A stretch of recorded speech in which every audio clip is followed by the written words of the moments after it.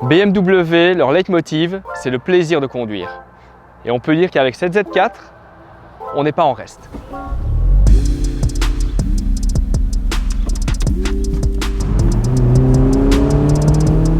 Le premier point positif, le design extérieur. Alors évidemment, c'est quelque chose de très subjectif. Personnellement, les deux dernières générations de Z4, je les trouve vraiment très réussies. Les éléments extérieurs des phares, les lignes assez coupées, l'impression générale du véhicule très équilibrée, je trouve ça réellement réussi. Le second point positif, la position de conduite et les sensations au volant.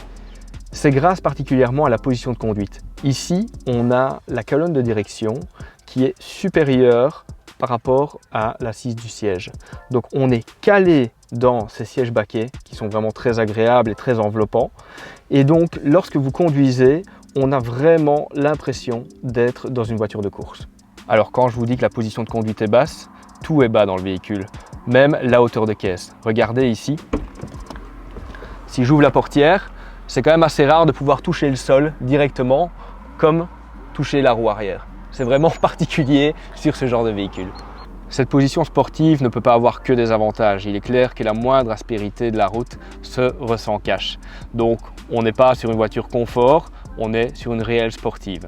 Tant qu'on est dans la sportivité, on a ce volant avec ce cockpit, ces palettes au volant. Au niveau design, c'est juste magnifique. Je vous avouerai par contre qu'au quotidien, les palettes, à part de temps en temps utiliser le côté moins pour rétrograder et utiliser le frein moteur, la boîte automatique est tellement efficace que ce n'est pas nécessaire. Un autre point positif, c'est le moteur. On dit parfois qu'il vaut mieux éviter les moteurs d'entrée de gamme. Ici, on a un 2 litres essence de 194 chevaux et par rapport à la 1,5 tonne, il est largement suffisant. Alors c'est clair que je prendrai encore plus de plaisir avec la M40, un 3 litres qui développe 340 chevaux. Mais là, le moteur avec cette boîte auto est vraiment suffisant pour avoir déjà de bonnes sensations de conduite.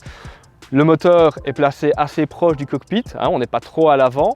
Du coup, on a finalement un véhicule qui est très bien équilibré et avec sa partie basse, on a en plus une direction très précise et c'est un réel plaisir de conduite. Alors, point négatif, le design intérieur.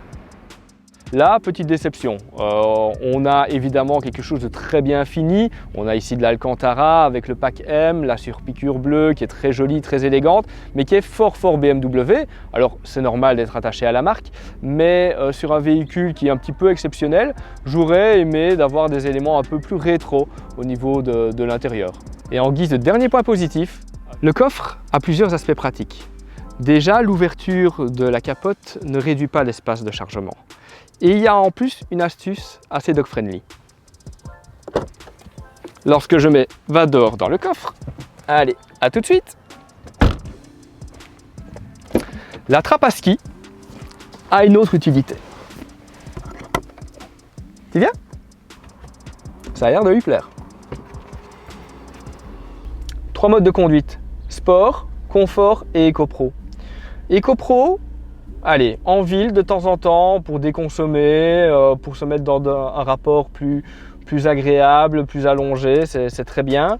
Le mode confort, pas vraiment utile, évidemment, avec un véhicule si sportif et peut-être un petit peu tape-cul, c'est pas forcément l'idéal. Le sport, mais surtout en sport plus, apporte vraiment beaucoup plus de sensations. Déjà rien qu'au niveau de la sonorité. Ça donne envie d'accélérer, d'appuyer tout le temps sur le champignon et de passer toujours les virages à la limite. Et bien voilà que clôture cet essai.